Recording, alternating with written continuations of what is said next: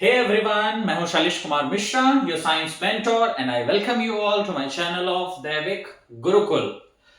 आज इस चैप्टर के इस लास्ट वीडियो में हम लोग डिस्कशन करेंगे अबाउट ऑक्सीडेशन रिएक्शन का दो examples which is corrosion and rancidity. इसके बाद ये चैप्टर आपका कंप्लीट हो जाएगा। वीडियोस फिर आएंगे लेकिन वो one shot revision, NCERT questions के सॉल्यूशन इसके बारे में होगा। बट जो मैं पढ़ा रहा हूं आपको चैप्टर नंबर 1 उसका आज ये लास्ट वीडियो है जिसमें हम लोग ऑक्सीडेशन रिएक्शन का दो एग्जांपल्स के बारे में डिस्कशन करेंगे which is corrosion and rancidity. ये दोनों हमारे आसपास होता है। तो हमारे एवरीडे लाइफ की अगर हम लोग बात करें तो बहुत सारे ऐसे प्रोसेसेस हमारे आसपास होते हैं जो एक ऑक्सीडेशन रिएक्शन का एग्जांपल है। जैसे for example burning of fuels, किसी भी फ्यूल्स को जब आप जलाते हैं it is the example of oxidation reaction. हमारे बॉडी के अंदर जो रेस्पिरेशन का प्रोसेस है, रेस्पिरेशन बायो वाले चैप्टर में जब वीडियो बनाऊंगा तो उसमें डिटेल में आप लोगों को एक्सप्लेन करूंगा, तो उसमें आप ये क्लियरली समझ पाएंगे कि जो रेस्पिरेशन है it is the example of oxidation reaction. इसके अलावा रस्टिंग ऑफ आयरन, लोहा में जंग लगना, ये भी आपका जो है एक ऑक्सीडेशन रिएक्शन का ही एग्जांपल है। ठीक है, तो फटाफट कॉपी और पेन लेके सब रेडी हो जाएं। पहला टॉपिक जो इस वीडियो में हम लोग डिस्कस करेंगे दैट इज कोरोजन, और उसके बाद फिर रेंसिडिटी इसी वीडियो में कंप्लीट हो जाएगा। ठीक है, तो हेडिंग डालेंगे सब कोई अपने कॉपी में, कोरोजन। ठीक है, तो कोरोजन का एग्जांपल है आपका rusting of iron. Rusting of iron ये इसका एग्जांपल हो गया।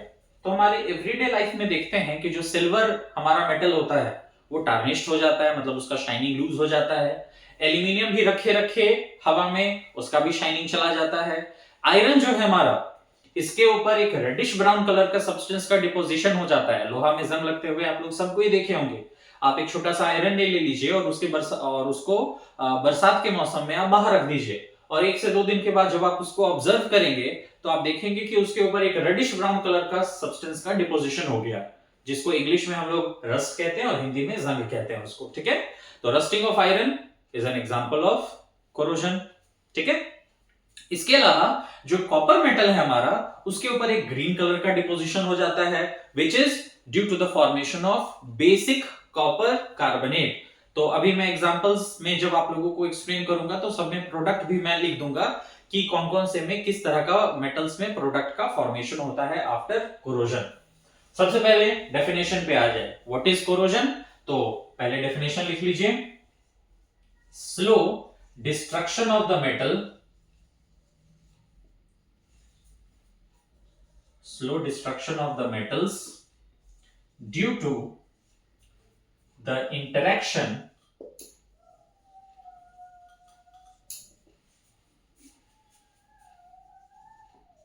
with the environment is called corrosion। तो क्या होता है कोरोजन? मेटल्स का स्लो डिस्ट्रक्शन, मतलब धीरे धीरे मेटल्स क्या होगा, खराब हो जाएगा। कब? जब उसको आप एनवायरनमेंट में रखते हैं तो वो एनवायरनमेंट में इंटरैक्ट करेगा। एनवायरनमेंट में किस चीज के साथ वो इंटरैक्ट करेगा? ऑक्सीजन एंड वाटर, मतलब मॉइस्चर भी हम लोग इसको कहते हैं। तो यही दो कंडीशंस है जिसके कारण कोरोजन भी होता है और रेंसिडिटी भी होता है। ठीक है, तो slow destruction of the metals due to the interaction with the environment is called corrosion. मतलब क्या हो गया कि जो मेटल्स है उसको जब हम लोग एनवायरनमेंट में रखते हैं तो एनवायरनमेंट में वो ऑक्सीजन और वाटर के साथ रिएक्ट करके धीरे धीरे वो मेटल्स क्या होता है, खराब होने लगता है। इसी प्रोसेस को हम लोग कहते हैं कोरोजन। तो जनरली कोरोजन किस में होता है? मेटल्स में होता है। ठीक है, तो जैसे फॉर एग्जांपल अगर हम एक एग्जांपल देखें कि रस्टिंग ऑफ आयरन,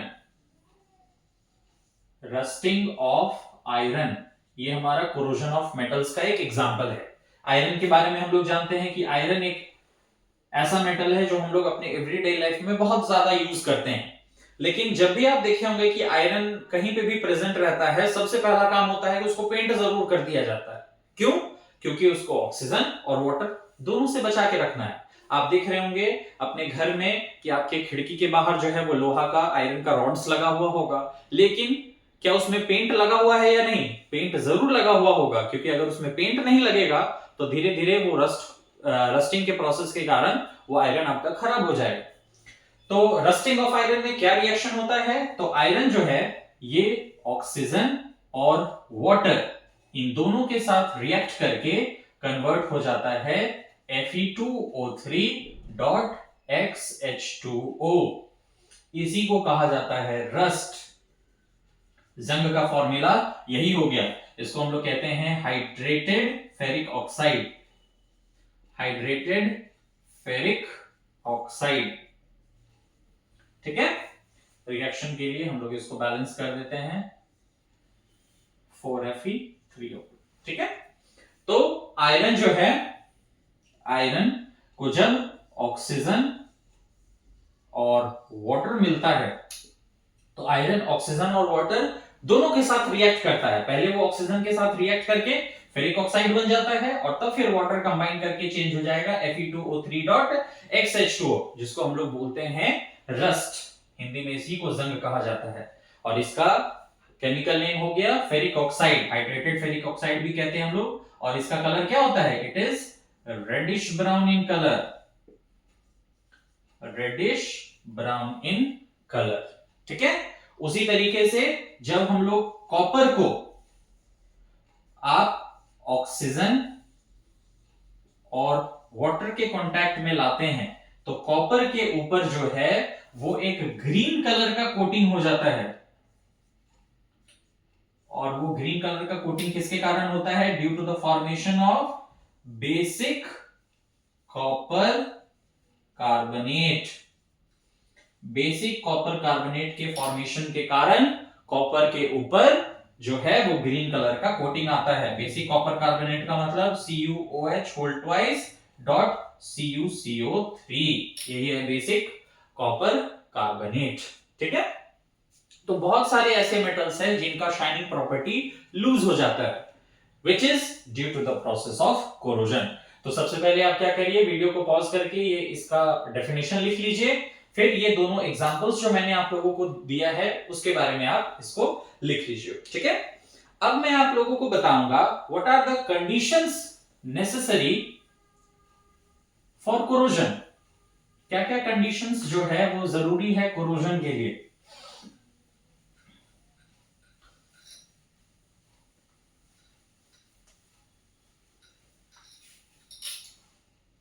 ओके, तो नेक्स्ट टॉपिक है हमारा कंडीशंस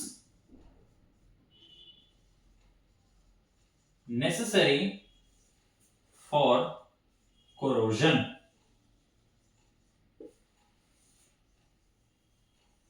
क्या क्या कंडीशन जरूरी है? सबसे पहला, प्रेजेंस ऑफ ऑक्सीजन।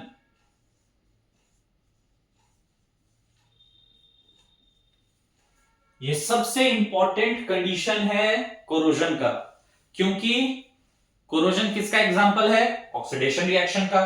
तो अगर ऑक्सीजन नहीं होगा तो ऑक्सीडेशन रिएक्शन हो ही नहीं पाएगा, ठीक है। तो प्रेजेंस ऑफ ऑक्सीजन जो है ये पहला कंडीशन है जो कोरोजन के लिए बहुत इंपॉर्टेंट है। दूसरा, presence of water.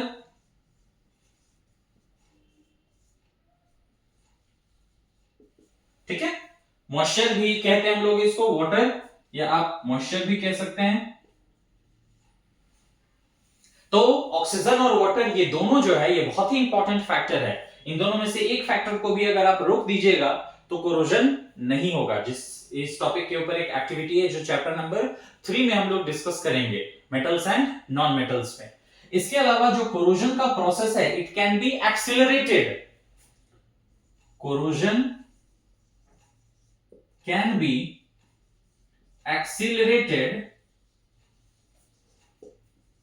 by the presence of electrolytes।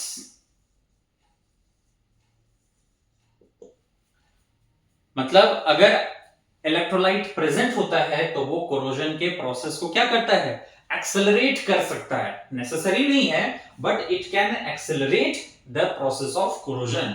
इसीलिए हर साल tons and tons of metals जो है वो बर्बाद हो जाता है हमारा फैक्ट्री वगैरह में। जो आपका पूरा शिपिंग इंडस्ट्री है, जो बड़े बड़े क्रूज शिप्स चलते हैं, या जो बड़े बड़े शिप्स वाटर बॉडीज में मूव करते हैं, स्पेशली जो मेरीन वाटर में जो शिप्स मूव करते हैं, तो मेरीन वाटर क्या है, सॉल्टी वाटर मींस उसमें इलेक्ट्रोलाइट प्रेजेंट है, तो वो कोरोजन के प्रोसेस को क्या करता है, इंक्रीज कर देता है। इसीलिए हर साल tons and tons of metals जो है वो बर्बाद हो जाता है due to the process of corrosion.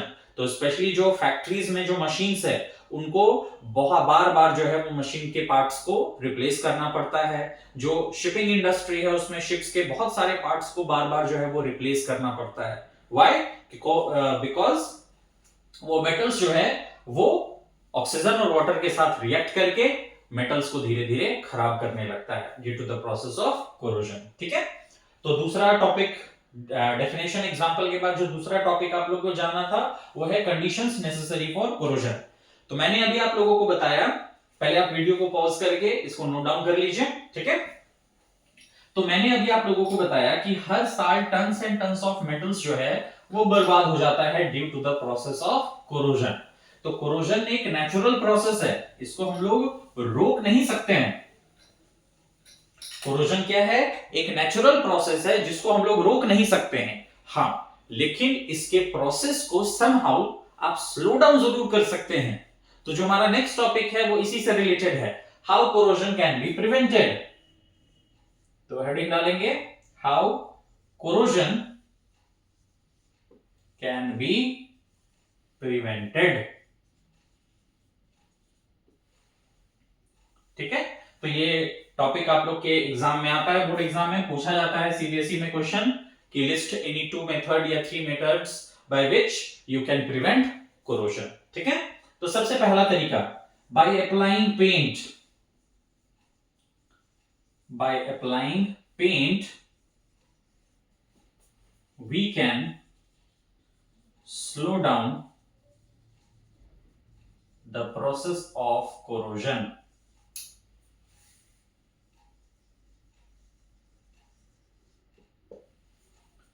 Generally आप लोग अपने घर में देखिएगा, जो खिड़की या दरवाजे में जो भी आप मेटल्स का यूज कर रहे हैं वो आयरन है।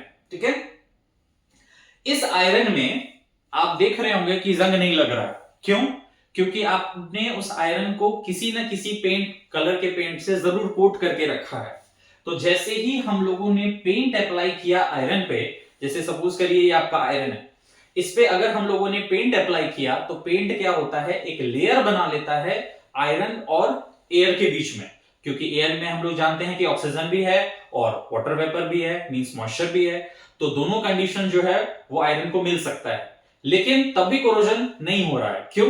क्योंकि जो हम लोगों ने पेंट लगाया है, ये पेंट क्या करता है, एक लेयर बना लेता है बिटवीन आयरन एंड एयर, जिसके कारण ऑक्सीजन और वाटर जो है वो अंदर आयरन तक नहीं पहुंच पाता है। तो कोरोजन का प्रोसेस भी क्या हो जाता है, स्लो डाउन हो जाता है। इसीलिए हर 2-3 साल पे अगर आप अपने खिड़की या दरवाजे में जो भी मेटल्स लगा हुआ है, अगर उसको आप पेंट करते रहेंगे तो काफी लंबे समय तक वो आयरन जो है वो चलेगा, उसमें कोरोजन जल्दी नहीं होगा। दूसरा तरीका जिससे आप कोरोजन के प्रोसेस को स्लो कर सकते हैं वो है by applying oil, grease etcetera.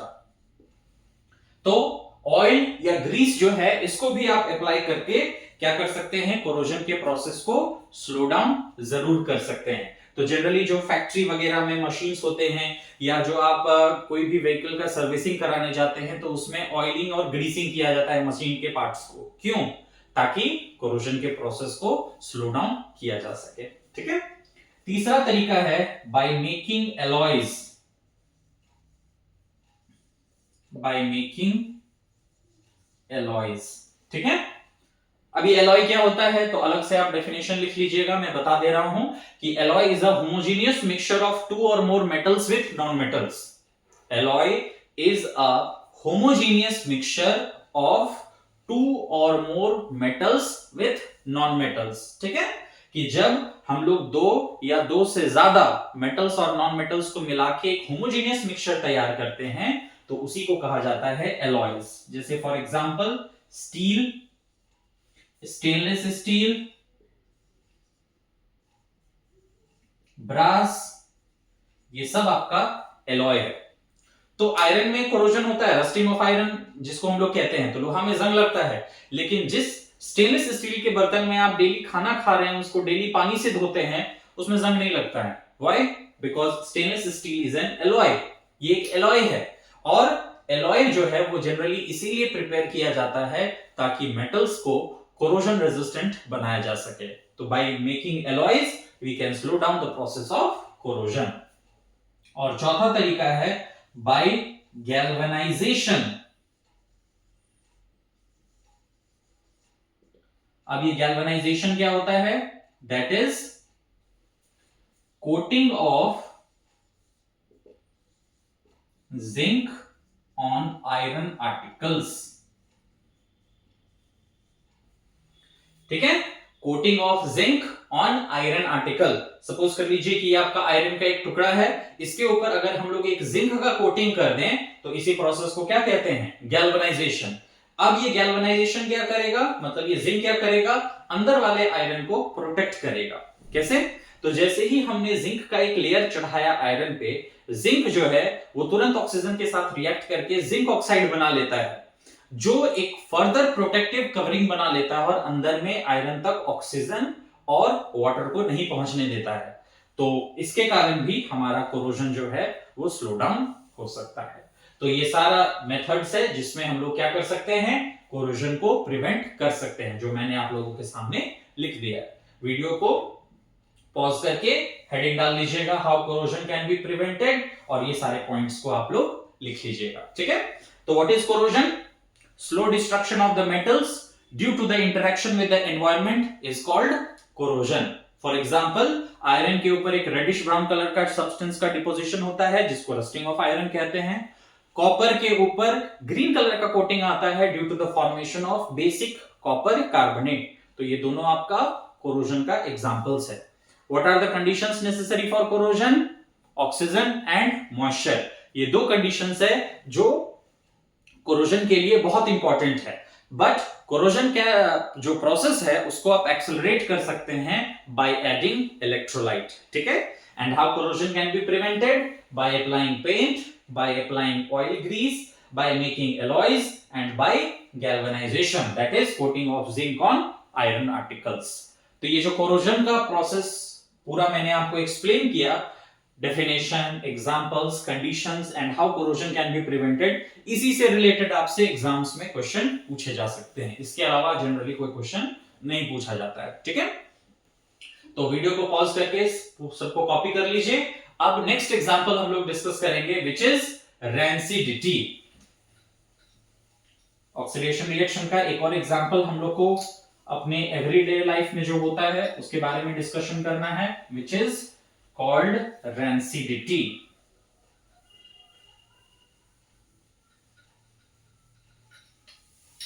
तो आई होप कि आप लोग सबको जो है वो कोरोजन के टॉपिक को बहुत बढ़िया से समझ गए होंगे।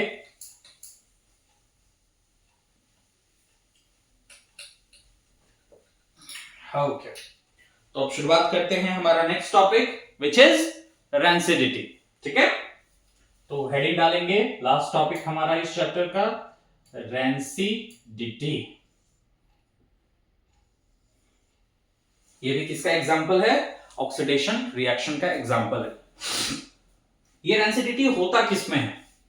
एक ऐसे फूड आइटम में जिसमें ऑयल या फैट हो, मतलब ऑयल और फैट कंटेनिंग फूड आइटम्स जो होता है, जब आप इसको हवा में रखते हैं तो या तो कुछ ही दिन में इनमें बैड स्मेल आ जाता है या इसके टेस्ट में चेंज आ जाता है। इसी प्रोसेस को हम लोग कहते हैं रैंसिडिटी। तो सबसे पहले तो रैंसिडिटी का हम लोग डेफिनेशन समझ लें। Rancidity is natural oxidative chemical degradation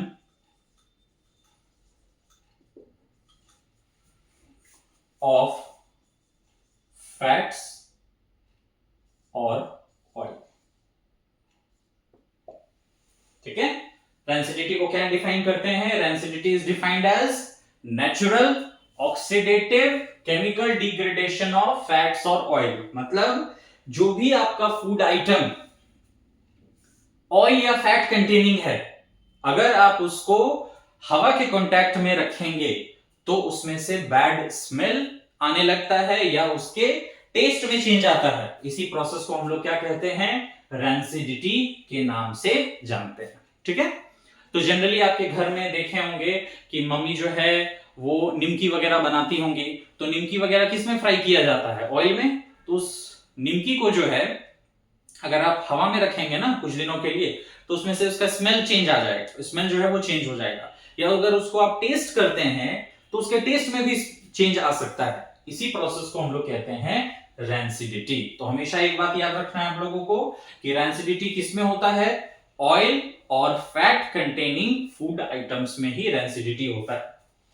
अब कंडीशंस क्या क्या जरूरी है रैंसिडिटी के लिए? कंडीशंस नेसेसरी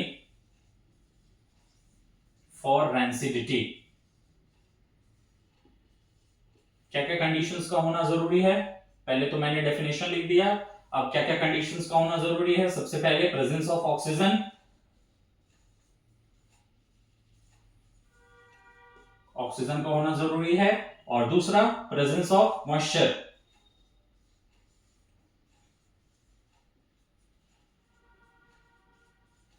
तो अगर ऑक्सीजन और मॉइस्चर ये दोनों ऑयल और फैट कंटेनिंग फूड आइटम्स को मिलेगा तो उसमें रैंसिडिटी आपको देखने को मिलेगा। ठीक है, रीजन होता क्यों है ये rancidity? What is the reason for rancidity?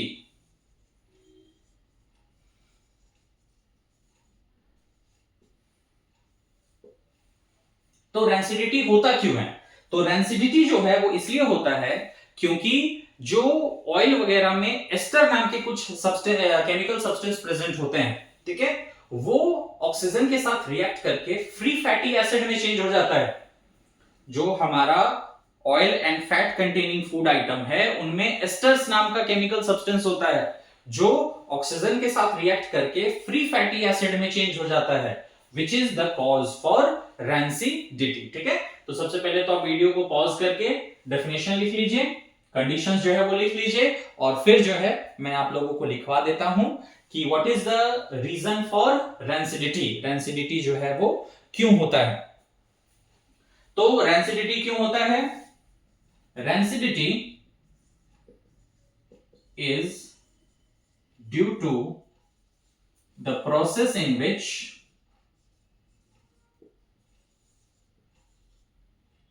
the esters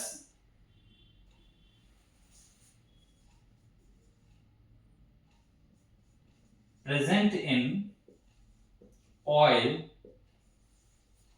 gets converted into free fatty acid, which causes a change in smell or taste of oil या fats containing फूड आइटम्स। तो क्यों होता है rancidity?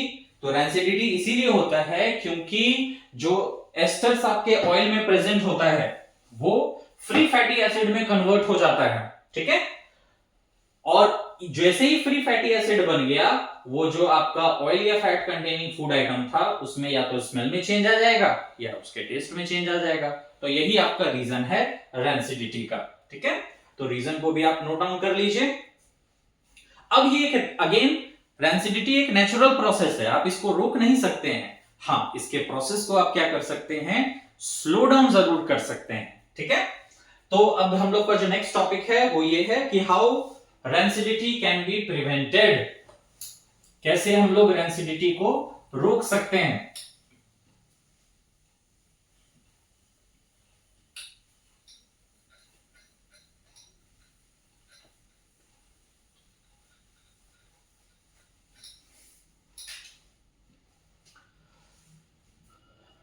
Okay, how rancidity can be prevented।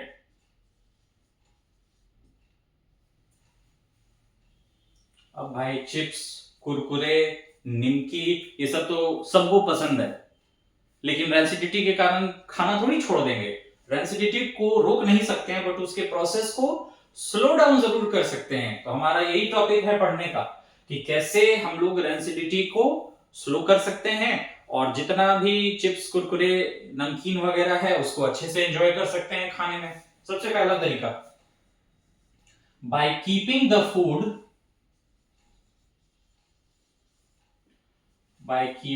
Food in airtight containers, we can slow the process of rancidity।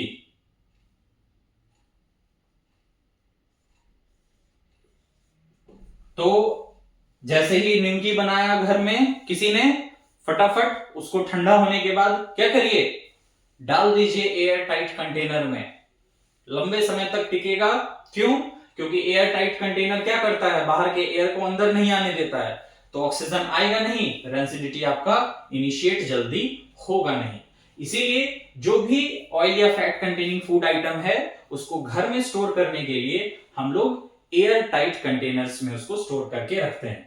तो air tight containers जो है वो oxygen को, एयर को अंदर नहीं आने देता है, जिसके कारण रेंसिडिटी का जो प्रोसेस है वो स्लो डाउन हो जाता है। ठीक है। दूसरा तरीका, by vacuum packing. Vacuum packing जो है ये एक बहुत ही इफेक्टिव मेथड है जिससे आप रेंसिडिटी के प्रोसेस को स्लो डाउन कर सकते हैं। जनरली बहुत सारे जो डेयरी इंडस्ट्रीज हैं उसमें आप देखते होंगे कि जो पनीर का फॉर्मेशन होता है और उसका जो पैकिंग होता है वो एक स्पेशल पैकिंग होता है जिसको वैक्यूम पैकिंग बोलते हैं। सारे एयर को खींच के बाहर निकाल के तब उस पनीर को पैक किया जाता है। व्हाई? बिकॉज पनीर में फैट तो होता है, अगर अंदर में एयर रहेगा तो फिर क्या होगा, रेंसिडिटी का प्रोसेस होगा और जो पनीर है आपका वो स्पॉइल हो जाएगा, खराब हो जाएगा।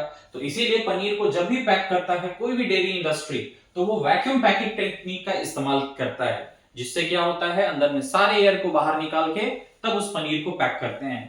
तो वैक्यूम पैकिंग एक बहुत ही इफेक्टिव मेथड है जिससे आप रेंसिडिटी को क्या कर सकते हैं, स्लो डाउन कर सकते हैं। तीसरा, by use of oxygen free nitrogen gas. मतलब ऑक्सीजन फ्री नाइट्रोजन गैस अगर आप यूज करते हैं तो ये ऑक्सीजन फ्री नाइट्रोजन जो गैस होता है ये बहुत ही अच्छा एंटीऑक्सीडेंट का काम करता है। एंटी मींस अगेंस्ट, तो जो एक ऐसा सब्सटेंस जो ऑक्सीडेशन रिएक्शन नहीं होने देगा उसी को क्या बोलते हैं हम लोग, एंटीऑक्सीडेंट के नाम से जाना जाता है। तो अगर हम लोग ऑक्सीजन फ्री नाइट्रोजन गैस का इस्तेमाल करते हैं तो रेंसिडिटी का प्रोसेस जो है इसको स्लो डाउन जरूर किया जा सकता है। हम लोग मार्केट से जो चिप्स, कुरकुरे वगैरह खरीदते हैं देखते हैं कि पैकेट काफी फूला हुआ रहता है, लेकिन चिप्स, कुरकुरे अंदर में बहुत कम होता है। तो वो पैकेट फूला क्यों रहता है? क्योंकि उसके अंदर ऑक्सीजन फ्री नाइट्रोजन गैस डाला हुआ रहता है, नाइट्रोजन गैस रहता है अंदर में, जो एक एंटीऑक्सीडेंट का काम करता है और आपके रेंसिडिटी के प्रोसेस को क्या कर सकता है, स्लो डाउन कर सकता है, उसको जल्दी खराब नहीं होने देगा। जो चिप्स और कुरकुरे का टेस्ट है उसके टेस्ट को नहीं बदलने देगा। इसीलिए नाइट्रोजन गैस के साथ पैकिंग किया जाता है चिप्स, कुरकुरे वगैरह को। ठीक है। फोर्थ तरीका है use of refrigerator.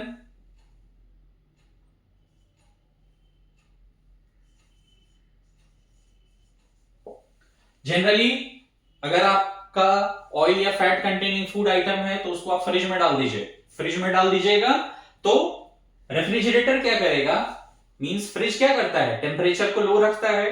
Temperature low रहेगा तो रेंसिडिटी किसका एग्जांपल है, ऑक्सीडेशन रिएक्शन है, तो रिएक्शन के रेट को क्या कर देगा, फ्रिज कम कर देगा। तो तो रिएक्शन का रेट कम हो जाएगा तो ऑटोमेटिकली आपका फूड आइटम क्या हो जाएगा, जल्दी खराब नहीं होगा। तो जो सब्जी वगैरह हम लोग प्रिपेयर करते हैं जिसमें बहुत ज्यादा ऑयल वगैरह डला हुआ रहता है, उसको बचाने का एक ही तरीका है कि फ्रिज में ले जाके रख दीजिए, रिएक्शन का रेट कम हो जाएगा, रेंसिडिटी का प्रोसेस अपने आप स्लो हो जाएगा। और पांचवा तरीका है यूज ऑफ एंटीऑक्सीडेंट्स। एंटीऑक्सीडेंट्स का अगर हम इस्तेमाल करते हैं तो रेंसिडिटी के प्रोसेस को स्लो डाउन कर सकते हैं, जिसका बेस्ट एग्जांपल है विटामिन ई। विटामिन ई जो है वो बहुत ही अच्छा एंटीऑक्सीडेंट का काम करता है। ठीक है, तो अगेन हम लोगों ने पढ़ा इस टॉपिक में what is rancidity. It is a natural oxidative chemical degradation of fat and oil. Rancidity को डिफाइन करते हैं कि ये एक ऐसा प्रोसेस है जिसमें ऑयल और फैट कंटेनिंग फूड आइटम्स का केमिकल डिग्रेडेशन होता है, जिसके कारण उसमें से बैड स्मेल या उसके टेस्ट में चेंज आ जाता है। रेंसिडिटी किसके कारण होता है, तो ऑक्सीजन और वाटर के साथ। ठीक है, रीजन मैंने आप लोगों को बता दिया था कि जो ऑयल में एस्टर्स होता है वो फ्री फैटी एसिड में कन्वर्ट हो जाता है, जिसके कारण फूड में बैड स्मेल या टेस्ट उसका चेंज हो जाता है। How rancidity can be prevented, ये 5 जो पॉइंट्स है मैंने आप लोगों को बता दिया। फूड को एयर टाइट कंटेनर्स में रखिए, वैक्यूम पैकिंग करिए, ऑक्सीजन फ्री नाइट्रोजन गैस का यूज किया जाता है, रेफ्रिजरेटर का यूज किया जाता है, और एंटीऑक्सीडेंट्स का यूज करके भी हम लोग अपने फूड आइटम्स को क्या कर सकते हैं, बचा सकते हैं। तो इस वीडियो में कोरोजन और रेंसिडिटी कंप्लीट हो गया, जो 2 एग्जांपल्स था हमारा ऑक्सीडेशन रिएक्शन का। ठीक है, तो अब इस जो पहला चैप्टर है हमारा केमिकल रिएक्शन एंड इक्वेशन, इसके जितने भी टॉपिक्स थे उनको सब मैंने आप लोगों को अच्छे से एक्सप्लेन करके सबका अलग अलग सेपरेट वीडियोस बना के अपने चैनल में अपलोड किया हुआ है। अब इसके बाद जो नेक्स्ट वीडियोस आएगा हमारा चैप्टर नंबर 1 तो कंप्लीट हो गया। अब जितने भी वीडियोस इस चैप्टर के होंगे वो या तो मैं 1 शॉट रिवीजन बना के आप लोगों को दूंगा, या जो एनसीईआरटी के जो क्वेश्चंस है उनके सॉल्यूशंस को मतलब उस क्वेश्चंस को आप कैसे सॉल्व कर सकते हैं उसके ऊपर भी मैं आपको वीडियोस बना के दूंगा। इसके बाद अब हम लोग नेक्स्ट चैप्टर पे जंप करेंगे, which is chapter number 2 acid basis and salt. थोड़ा लंबा चैप्टर है लेकिन टेंशन नहीं लीजिए, सारे टॉपिक्स को मैं अच्छे से आप लोगों को एक्सप्लेन कर दूंगा। Till then all of you take care of yourself, good bye.